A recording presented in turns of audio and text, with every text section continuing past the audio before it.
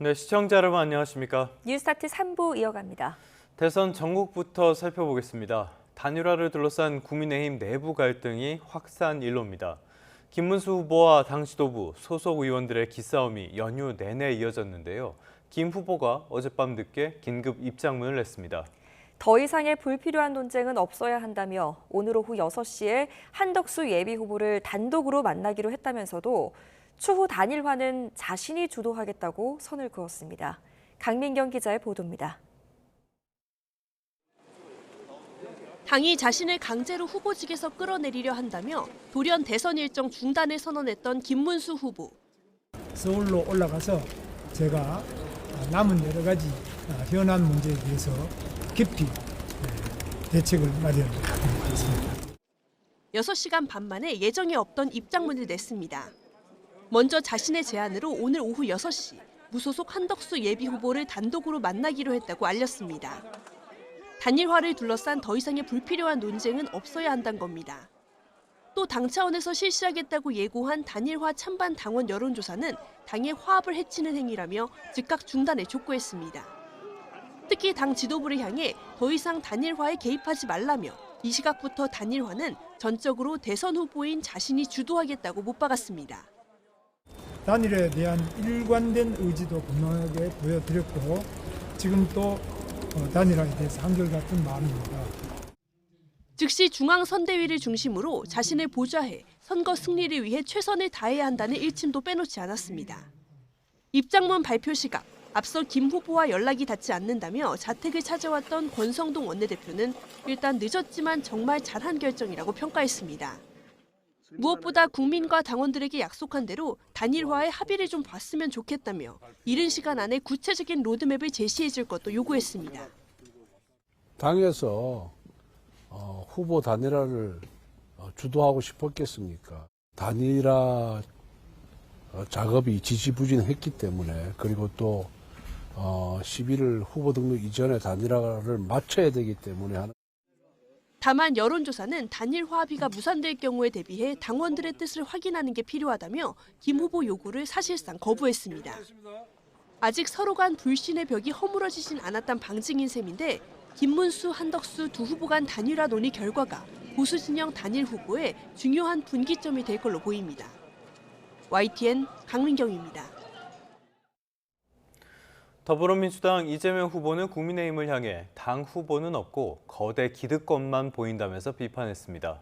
민주당 선대위는 이 후보 선거법 사건을 유죄 취지로 파기환송한 대법원을 연일 강도 높게 압박하고 있습니다. 김다현 기자입니다.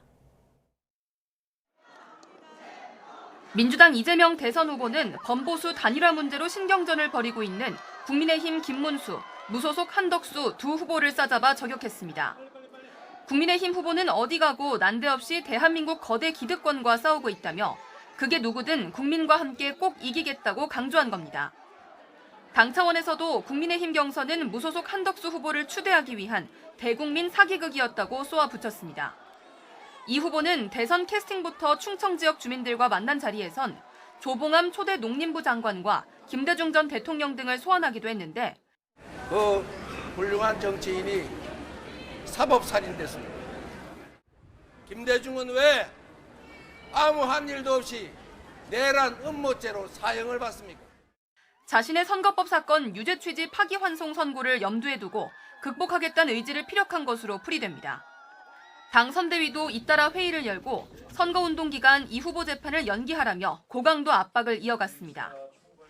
조희대 대법원장을 향한 날선 비판과 함께 탄핵도 재차 언급됐고 조희대 대법원장은 이 졸속의 정치 관여 대선 개입 표적 재판의 사실상의 기획자고 집행자였습니다.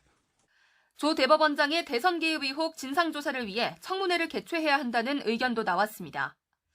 법제처장을 역임한 이석연 공동선대위원장은 공정한 재판을 받을 권리를 보호하기 위해 대법관 증언을 민주당 공약으로 제안하겠다고 밝혔는데 이재명 후보 대법 판결이 졸속으로 이루어졌다는 점을 강조하기 위한 행보란 해석이 나왔습니다.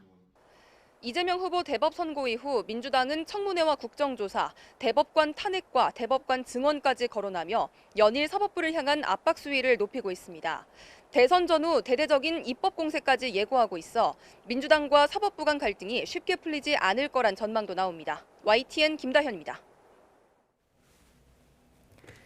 더불어민주당은 오늘 국회 행정안전위원회 전체 회의를 열고 허위사실 공표죄 조항을 손질한 공직선거법 개정안을 단독 처리할 예정입니다.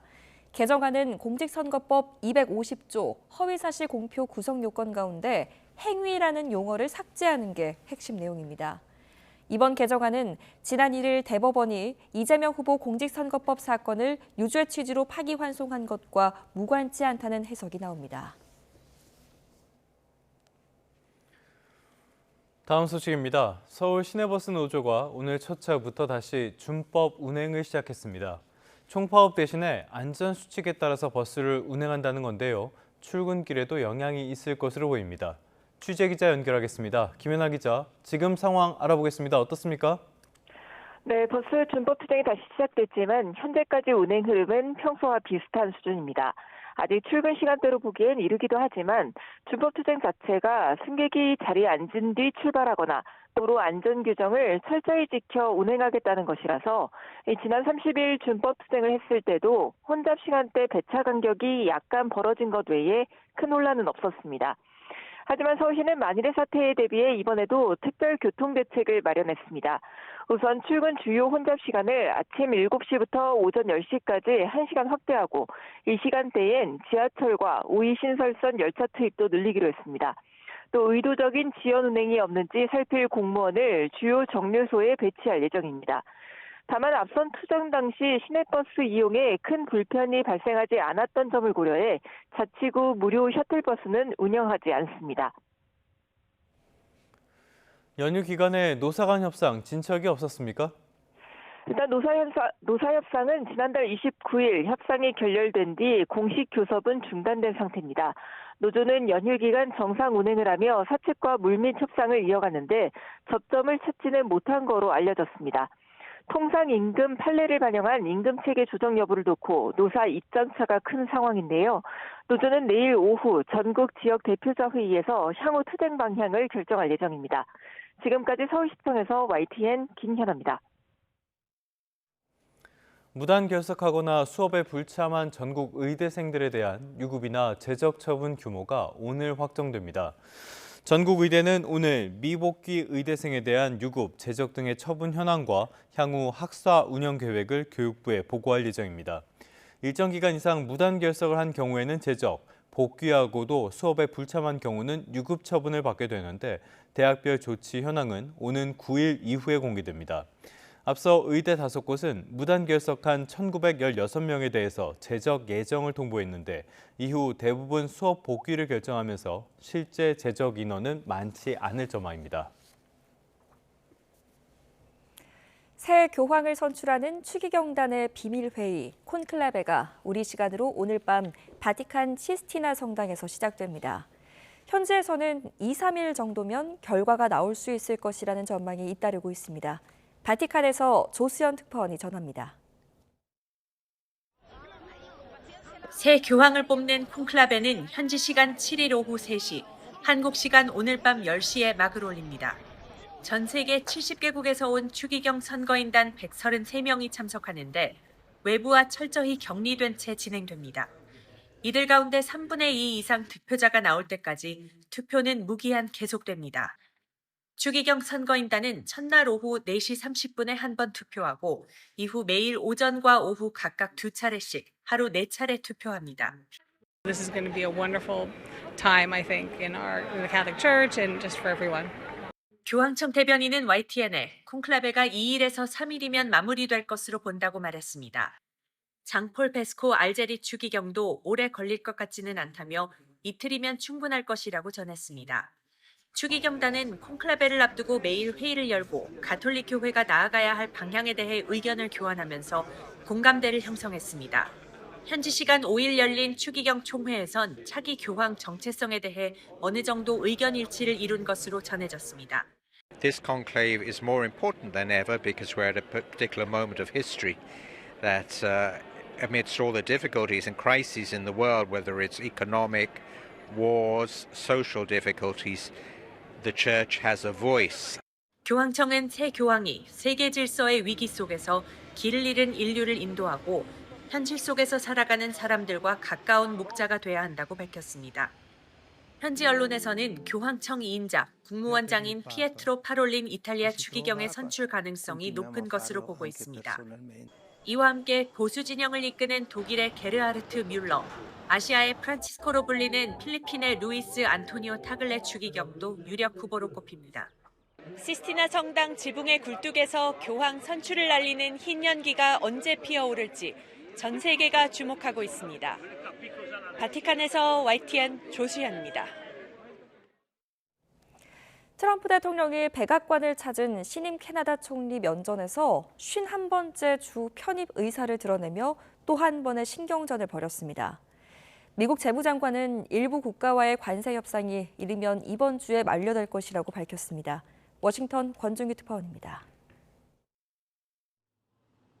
반 트럼프 정서에 힘입어 총선 승리를 일군 마크 카니 캐나다 총리에게 트럼프가 농담 섞인 덕담을 건넸습니다.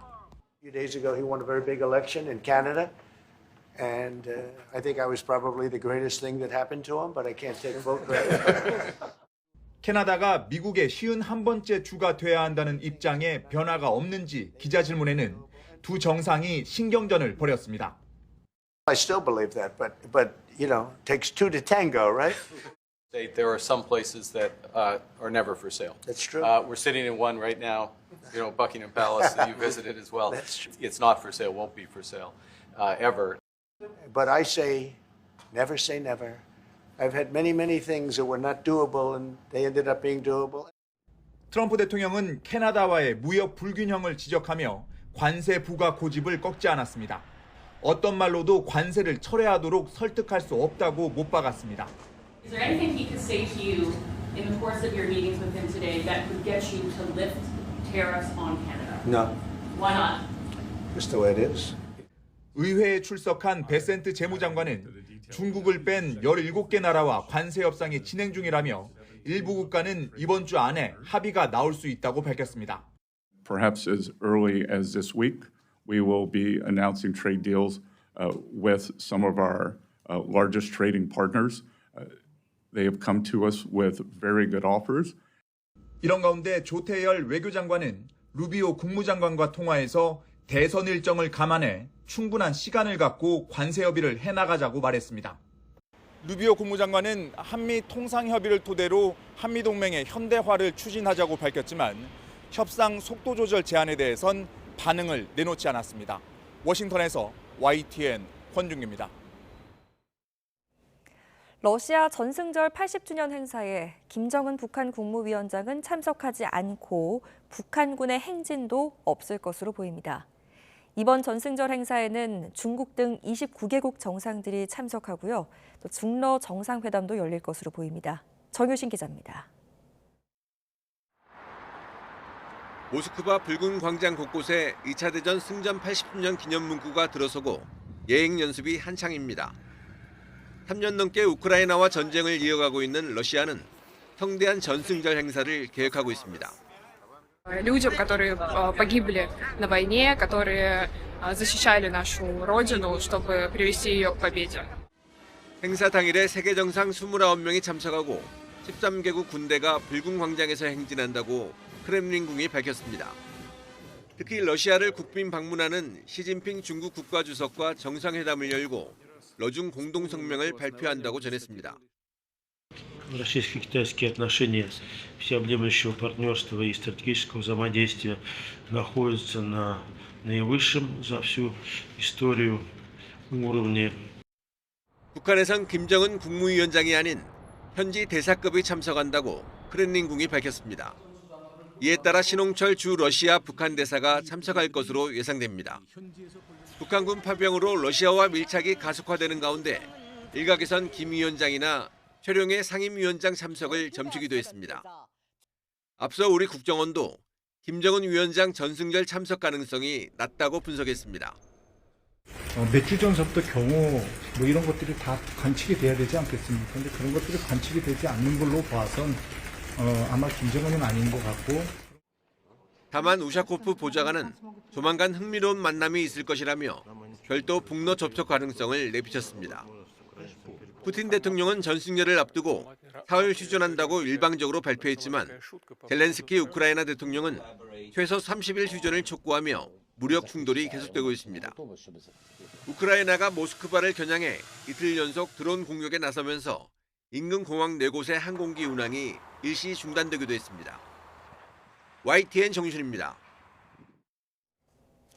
인도가 테러로 촉발된 긴장 속에 파키스탄을 겨냥한 미사일 공격을 단행했다고 외신들이 보도했습니다. 인도 정부는 현지 시간 7일 자국군이 파키스탄과 파키스탄이 점령한 잠무와 카슈미르의 9곳을 공격하는 신두르 작전을 개시했다고 성명을 통해 밝혔습니다. 파키스탄 보안당국도 인도가 이른 아침 파키스탄이 통제하는 영토로 미사일 3발을 발사해 어린이 1명이 숨지고 2명이 다쳤다고 전했습니다. 파키스탄 현지 언론들은 보복 차원에서 인도의 목표물을 향해 미사일 공격을 개시했고 영공을 침범한 인도 라팔 전투기 2대를 격추했다고 전했습니다. 인도와 파키스탄은 지난달 22일 인도령 카슈미르 지역 휴양지인 파할감 인근에서 관광객 등을 상대로 한 총기 테러가 발생해 26명이 사망하고 17명이 다친 뒤 일촉즉발의 긴장을 이어왔습니다.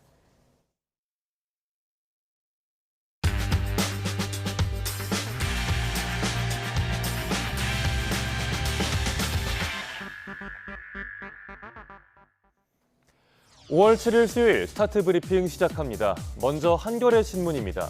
SK텔레콤 가입자 중에 아직 유심 교체 못한 분들 많으시죠? SKT의 정보 유출 사고 뒤 불거진 유심 대란, 그 배경에 이심 도입에 소극적이었던 통신사들의 장사 속에 깔려 있다는 내용입니다. 우선 이심이 뭔지 빠르게 짚어보겠습니다. 스마트폰 단말기에 내장시키는 가입자 식별 모듈입니다. 유심과 기능은 같은데요, 칩을 꽂을 필요가 없습니다. 이런 간편성에도 통신 3사는 2022년 9월에야 이심 서비스를 시작했는데요.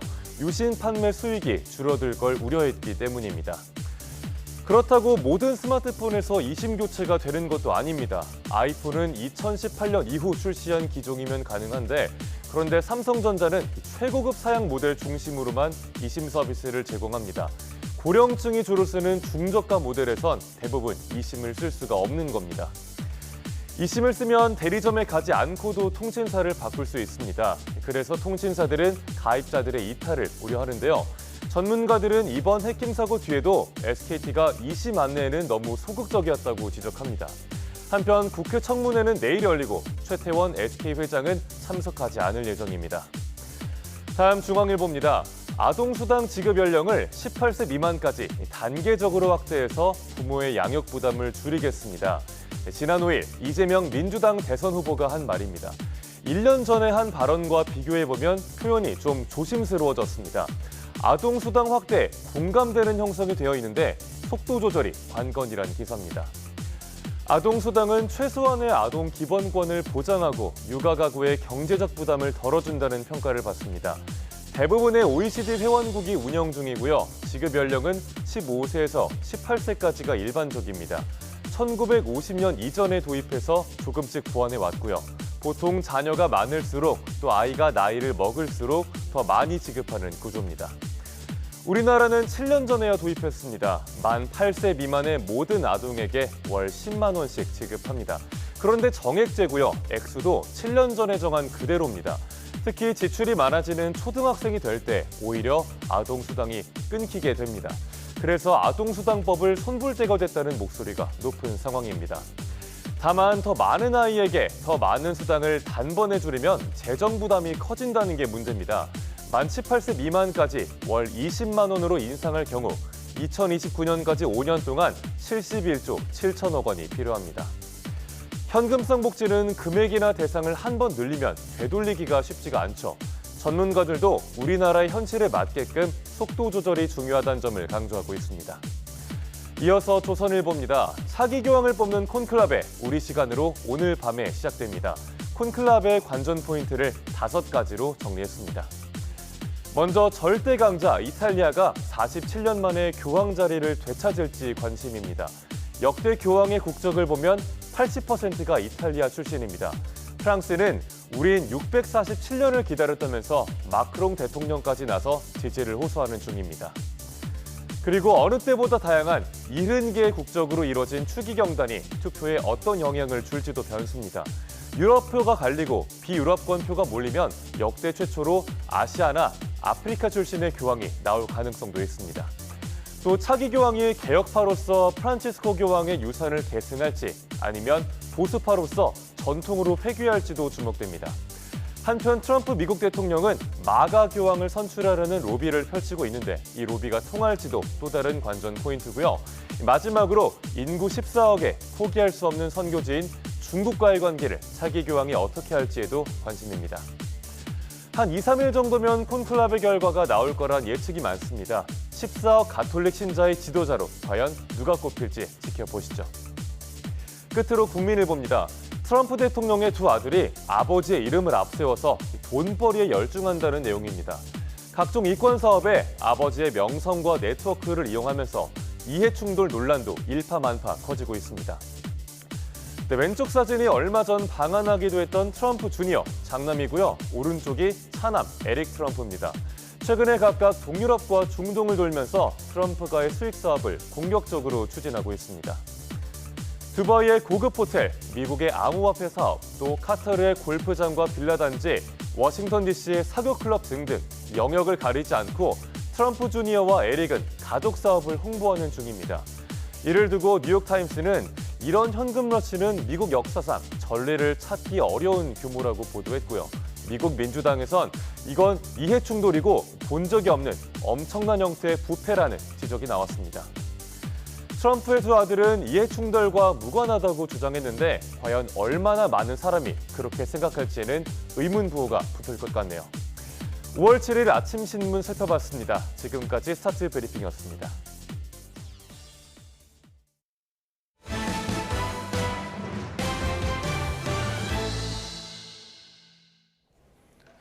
한국수력원자력이 수주한 체코 원자력발전소 본계약 서명을 하루 앞두고 체코 법원이 중지 결정을 내렸습니다.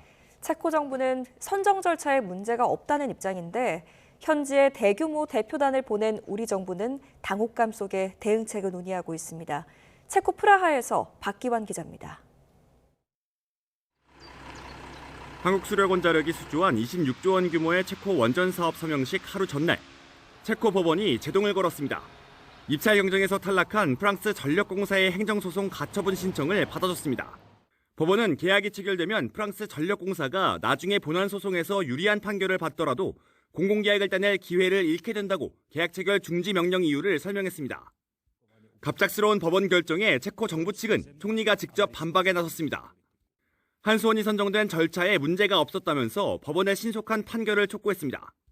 서명식에 대규모 대표단을 파견한 우리 정부는 빈손으로 돌아갈 상황을 맞게 됐습니다. 안덕근 산업부 장관과 박상우 국토부 장관의 외교부와 과기정통부, 중소벤처기업부 차관까지 고위급 인사들이 현지에 도착한 가운데 서명식 자체가 취소됐습니다. 계약 당사자인 한수원 측은 체코 법원이 가처분 신청을 인용할 것으로 예상하지 못해서 계약식을 추진했다는 입장입니다. 프랑스 전력공사의 입찰 결과 훼손 시도에 유감을 표하면서 발주처인 체코 전력공사 측과 구체적인 협의를 진행하고 있다고 밝혔습니다. 역대 두 번째 원전 수출이라는 축포를 터뜨리기 직전 떨어진 날벼락에 우리 정부와 체코 정부 모두 당혹스러워하는 모습입니다. 대규모 인력과 재원이 동원된 체코 원전 사업이 언제쯤 본격적으로 진행될 수 있을지도 현재로선 가늠하기조차 어렵습니다. 체코 프라하에서 YTN 박견입니다. 방금 보신 체코 법원의 결정으로 사업비 26조 원에 이르는 유럽으로의 첫 K원전 수출에 급제동이 걸렸습니다. 3년에 걸친 수주전에서 탈락한 프랑스 측이 발목을 잡은 건데 앞으로 절차는 어떻게 진행되는지 신호 기자가 정리해드립니다. K원전의 이름을 중동에 이어 유럽으로까지 넓힌 쾌거로 평가받은 체코 두코바니 원전 수주. 3년의 경쟁 끝에 미국 웨스팅하우스와 프랑스 전력공사를 제치고 지난해 7월 우리 한국수력원자력이 우선 협상 대상자가 됐습니다.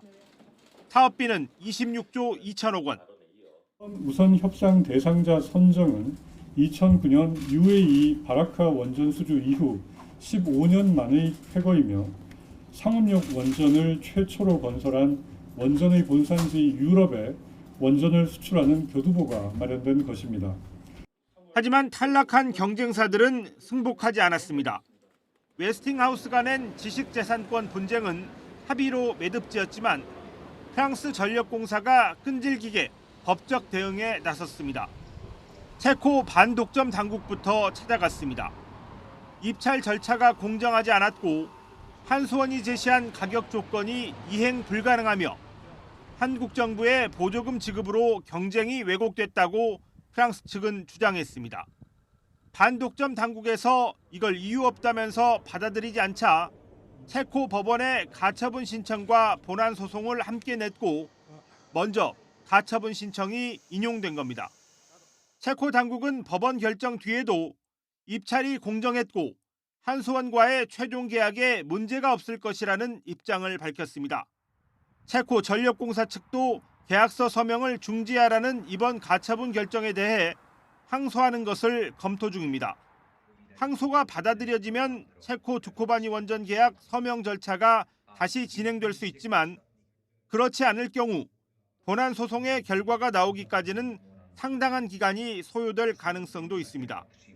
오는 10월엔 체코 총선을 앞두고 있어서 정권이 바뀔 경우 최종 계약에 차질이 생길 수 있다는 우려도 나옵니다. YTN 신호입니다.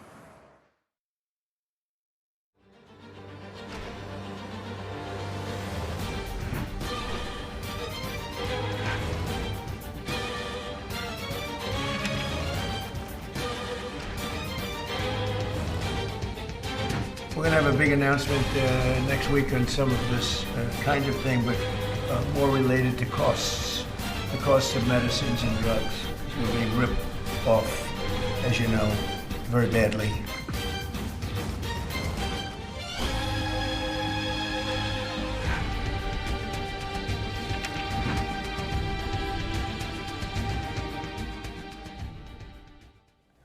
경제 소식을 빠르고 친절하게 전달해 드립니다. 스타트 경제, 오늘은 석병훈 이화여대 경제학과 교수와 함께하겠습니다. 어서 오십시오. 안녕하십니까. 어서 오십시오, 교수님. 이제 트럼프의 관세 정책, 이 여파가 직접적으로 나타나는 것 같아요. 3월에 미국 무역 수지가 나왔는데 보니까 역대 최대 적자가 나왔어요. 이 배경은 뭘로 봐야 됩니까? 예, 그 배경은 사실은 관세 정책이 본격적으로 시행되기 전에요. 예. 미국 기업들이 주문을 앞당겨서 수입품 재고를 확보한 영향이라고 보여집니다. 그래서 올해 3월 미국의 무역 수지 적자가 무려 1,405억 달러를 기록을 해서 전월 대비로 173억 달러 증가를 했습니다. 월간 기준으로는 사상 최대 규모의 적자인데요. 지금 세부 품목을 쪼개보면 특히 트럼프 대통령이 품목별 관세 부과를 예고한 의약품 제재의 수입이 전월 대비 무려 209억 달러나 급증을 했습니다. 반면에 3월 12일부터 외국산 철강 및 알루미늄에 25% 관세를 부과한 영향으로 금속 완제품 수입은 103억 달러 급감을 했고요. 그다음에 중국에 대해서는 사실은 상호 관세 부과 이전부터 2월 4일에 10%, 3월 4일에 추가 10% 관세 부과한 영향으로 중국으로부터의 수입은 3월 달에 294억 달러로 전월 대비 23억 달러 줄었는데 팬데믹 직후인 2020년 3월 이후에 가장 작은 수준으로 줄어들어서 실제로 관세 정책의 효과가 나오고 있는 것으로 보여집니다. 네. 이렇게 무역 지표들이 계속 나오는데도 트럼프 대통령은 멈출 생각이 없는 것 같습니다. 잠잠하던 관세 전쟁에 다시 한번 불을 붙이려는 게 아니냐 이런 이야기들이 나오는데 그 이유가 이번에는 의약품 카드를 들고 나왔거든요. 이렇게 의약품에 관세를 매기려고 하는 이유가 뭘까요? 일단 그 트럼프 행정부에서 가장 민감하게 생각하는 무역 적자가 의약품에서도 크게 발생하고 있기 때문입니다. 지난해 기준으로 봤을 때 미국의 의약품 수입액은 2,126억 달러고요. 수출액은 943억 달러라서 적자 규모만 1,183억 달러에 달할 정도입니다. 그리고 미국의 제약산업 같은 경우는 최근에 수십 년간 크게 위축이 됐는데요. 의약품의 대부분을 차지하는 유효 성분 생산이 노동 비용이 상대적으로 저렴한 중국 같은 외국으로 이전이 된 영향입니다. 그래서 지금 트럼프 행정부에서는 관세 부과를 통해서 의약품 생산의 공급망을 국내로 이전시키겠다라는 목적으로 지금 관세를 부과하고 있고요. 이번에 행정명령에도 서명 서명을 했는데 그 행정명령의 주요 내용은 식품의약국하고 미국 환경보호국에서 그 규제나 승인 절차를 대폭 단축해서 외국의 제약회사들이 미국 내에 제약 공장을 지을 때 승인 기간을 줄여주겠다라는 내용의 행정명령에 서명을 했습니다. 여기서 봤을 때도 그 의약품에 대해서 관세를 부과하고 대신 국내에 생산 시설을 지을 때 승인을 쉽게 해준다고 해서 외국의 제약회사들의 공장을 미국 내로 옮겨오게 만들겠다라는 의도로 보여집니다. 그런데 이 부분에서도 결국엔 자동차, 반도체 이런 곳이랑 비슷한 지적이 나올 것 같아요. 그런 생산 시설을 미국으로 옮기는 게 쉽지 않을 거라는 지적이 나오는 게 인건비 비싸고 노동자들의 숙련도도 떨어지는데 미국으로 가겠냐 이런 반응이 나오는 거잖아요. 의약품 쪽에서는 뭐가 다릅니까? 이게 사실 비슷하다라고 보고 있습니다. 그러니까 스캇 베센트 미 재무부 장관도 계속 미국의 관세 정책은 단순히 이 관세뿐만 아니라 장기적으로 기업들이 미국으로 이 생산 기지를 이전할 때 유리한 점을 제공하기 위해서 여러 정책과 조합을 해서 적용을 할 것이다라고 밝히고 있는 것입니다. 그래서 대표적인 게 미국이 법인세를 갖다가 이제 장기적으로 15% 수준까지 낮춰줄 것이다 하면 관세를 부과하고 대신 법인세를 낮춰주게 되면 미국 내로 들어와 가지고 직접 생산을 하게 되면 뭐 인건비는 높아도 법인세를 조금 내게 되니까요. 그리고 관세도 회피할 수 있어서 그러니까 이득이 될 것이다. 그다음에 전기 요금 같은 경우도 뭐 화석 연료를 이용해서 발전을 하게 되니까 전기 요금을 신재생 에너지를 이용한 발전보다 저렴하게 공급을 해서 기업에게 이득을 되게 할 것이다라는 논리를 지금 내세우고 있습니다. 그런데 기업의 입장에서는 관세 정책만 보더라도요, 뭐 올렸다가 내렸다가 유예했다가 말았다가 이런 식으로 오락가락하지 않습니까? 이렇게 불확실성이 큰 상황에서는 대규모 투자를 결정하기에는 상당히 어려운 상황이다. 이래서 지금 조기에 이런 효과를 보기에는 의구심이 제기되는 상황입니다. 네, 우리 정부의 대응도 한번 살펴보겠습니다. 미국 측에 의견서를 제출했다고 하는데 어떤 내용이 담겨 있었나요? 이 지금 트럼프 행정부에서 무역확장법 232조를 근거로 사용해서 국가 안보 관련해가지고 의약품 산업을 조사를 하고 있습니다. 그렇기 때문에 우리나라가 공식 의견서를 제출하게 돼 있는데요. 우리 정부가 제출한 공식 의견서에 따르면 그 한국산 의약품 수입이 미국 국가안보에 위협이 되지 않고요. 오히려 그 미국의 의약품 가격을 낮춤으로써 그러니까 미국의 기업들이 우리나라 제약회사에 위탁 생산을 해가지고 생산을 이원화하고 공급망 안정성과 환자의 약가 부담을 완화하는 데 기여하고 있다. 그래서 이것은 상호 신뢰에 기반한 전략적 협력 관계다라고 지금 논리를 제시하고 있습니다. 그래서 앞으로는 우리가 필수 의약품에 대해서 서로 협력을 강화하고 오히려 혁신을 촉진해 나가는 그런 공급망 구축이 필요하다. 이것이 양쪽 국가에 다 윈윈이다라는 것을 미국 정부에 제안을 한 것으로 알려져 있습니다. 알겠습니다. 의약품 우리 대응도 굉장히 중요할 것 같은데 이 상황은 좀 지켜봐야 되겠고요. 그 전에 나왔던 관세가 하나 더 있습니다. 영화 쪽에 관세를 매기겠다. 이 얘기가 나오고 나서 증시에서 뭐 넷플릭스나 디즈니 이런 것들의 주가가 직격탄을 맞았어요. 그러고 나니까 하루 만에 또 후퇴를 했는데 여기서도 오락가락. 이거는 득보다 실이 더 커지는 거 아닙니까?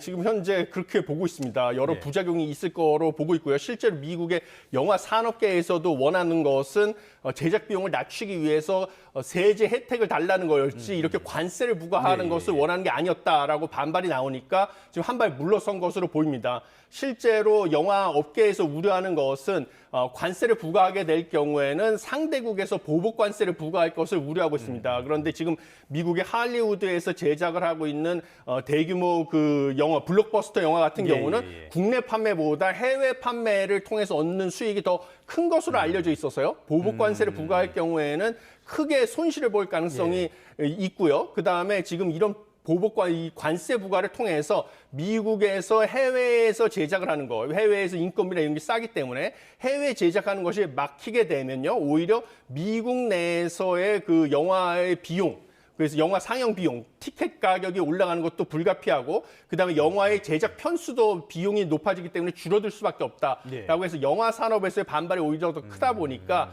한 발 물러선 것으로 보여집니다. 네, 이렇게 트럼프의 오락가락 관세 정책 가운데에 이제 미 연준이 FOMC 회의를 열고 기준금리를 논의하게 됩니다. 트럼프 대통령이 지금 인하하라고 압박하고 있잖아요. 이런 움직임 속에서도 동결할 거라고 보십니까? 어떻게 보세요? 당연히 동결할 것으로 보고 있습니다. 왜냐하면 이제 미 연준의 정책 목표는 두 가지가 있는데요. 물가 안정이랑 완전 고용입니다. 근데 물가 안정 측면에서 봤을 때는요. 가장 최근의 데이터인 지난 3월에 소비자 물가지수 전년 동월 대비 상승률은 2.4%로 상당히 낮아졌습니다. 그렇지만 문제는 트럼프 행정부의 관세 정책이 물가를 상승시키는 영향은 5월이나 6월 달에나 본격적으로 데이터에 반영이 될 것으로 보여지기 때문에요. 물가 불확실성은 아직 여전히 존재하는 상황이고요. 그다음에 완전 고용의 기준이 실업률은 3월 달에 4.2%인데요. 이것이 미국의 장기 평균 수준이 4.2%와 동일한 상황이기 때문에 실업률이 지나치게 높아서 정책 금리를 인하해야 될 상황은 아직 아닙니다. 그래서 5월, 6월 달까지 관세 효과가 물가에 반영되는 것을 지켜본 다음에 정책 금리 인하 여부를 결정할 것이다. 그래서 이번에는 동결할 것이다. 이렇게 보고 있습니다. 그러다 보니까 시장에서도 지금 한 98% 정도의 확률로 동결을 가능성을 적용을 하고 있는데 그러다 보니까 파월 의장이 어떤 이야기를 할 것인가 이 부분에 조금 더 관심이 쏠리는 것 같아요. 어떤 이야기 예상하십니까? 예, 지금 보면 가장 큰 관심사는 파월 의장이 과연 언제쯤 기준금리를 인하할 것인지, 언제까지 관망세를 유지할 것인지가 최대 관심사고요. 두 번째는 미국 경제가 역성장을 했는데 경기 전망 어떻게 보고 있는지 이 두 가지를 좀 관심 있게 보시면 되겠습니다. 그런데 당연히 5월, 6월에나 관세 영향이 물가에 반영이 될 것이고요. 관세 정책도 지금 상호관세도 유예를 부과를 하겠다고 했다 유예를 하고 뭐 이런 식으로 왔다 갔다 하지 않습니까?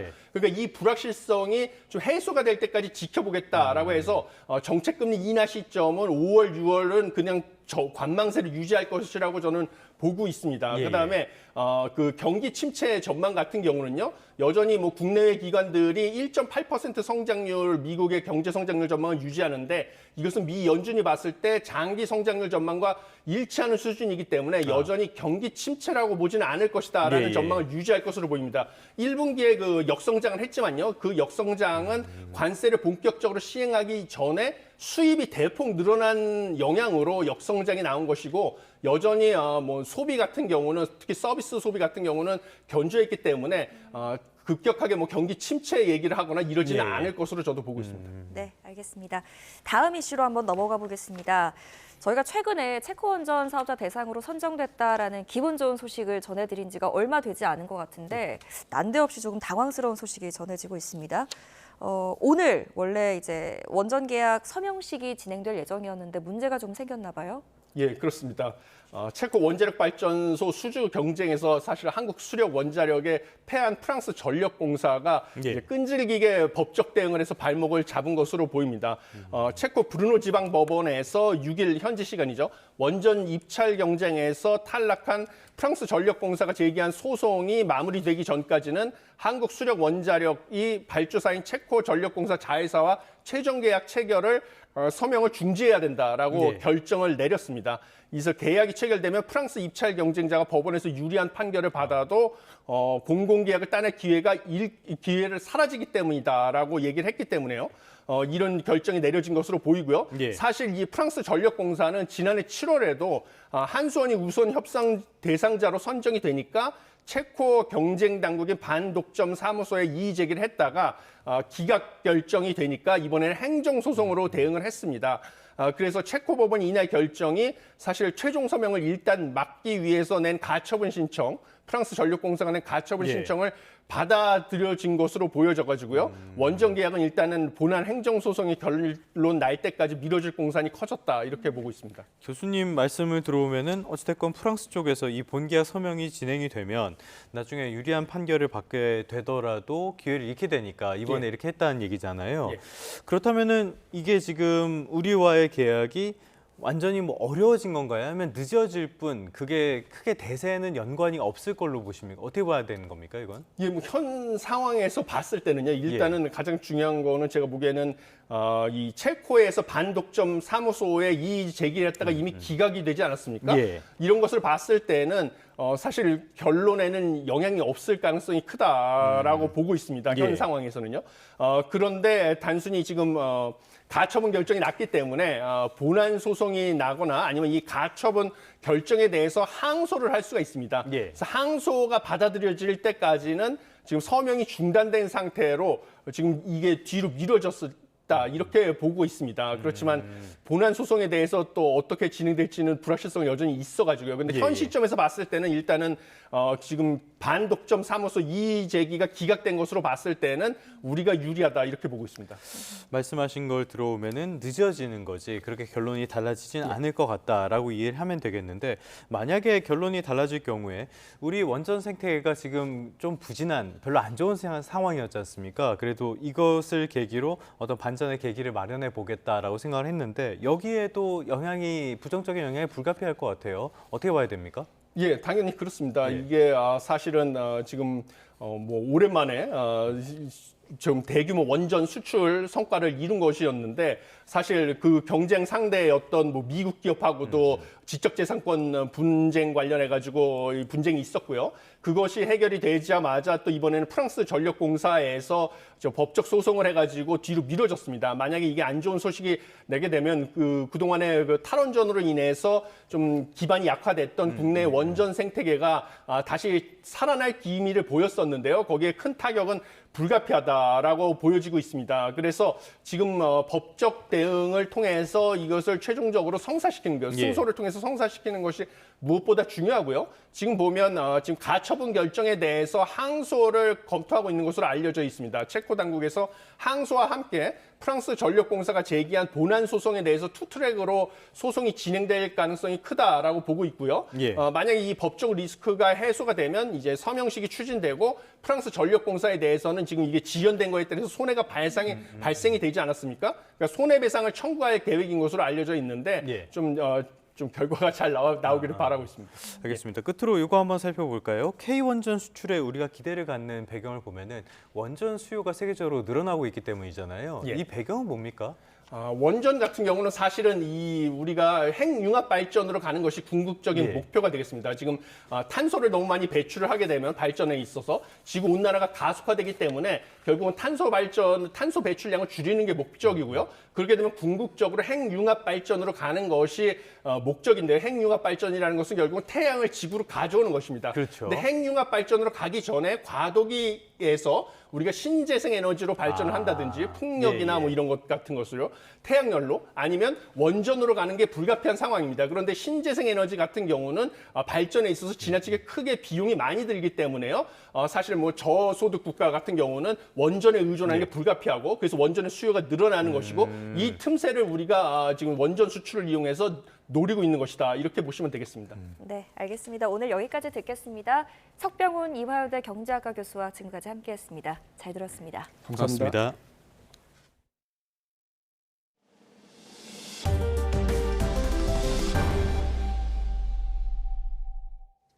끝으로 출근길 날씨 살펴보겠습니다. YTN 야외 스튜디오 연결합니다. 고은재 캐스터. 네, 고은재입니다.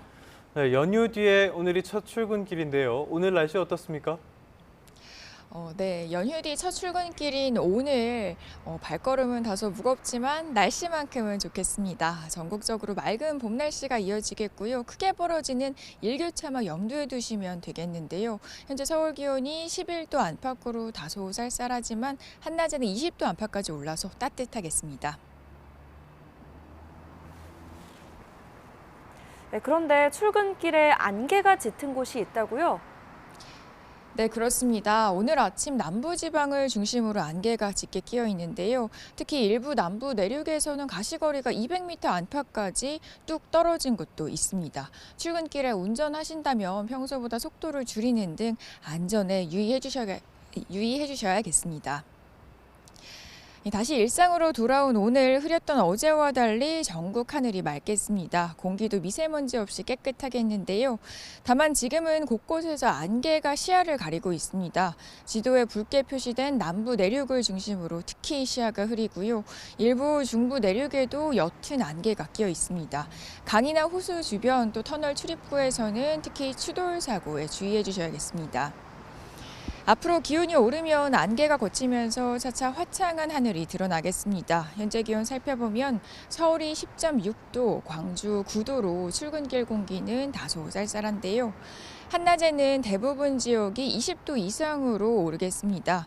서울 20도, 대전 22도, 대구와 광주 23도로 일교차가 10도에서 15도 안팎까지 벌어지겠는데요. 감기 등 호흡기 질환 걸리지 않도록 체온 조절과 건강 관리에 신경 써주시면 좋겠습니다. 낮 동안 강한 봄볕이 내리쬐면서 전국적으로 자외선 지수가 높음에서 매우 높은 수준을 보이겠고요. 오존 농도도 곳곳에서 나쁨 수준까지 짙어지겠습니다. 한낮에 야외 활동하신다면 유의해 주셔야겠습니다. 지금까지 서울 상암동에서 YTN 고은재입니다.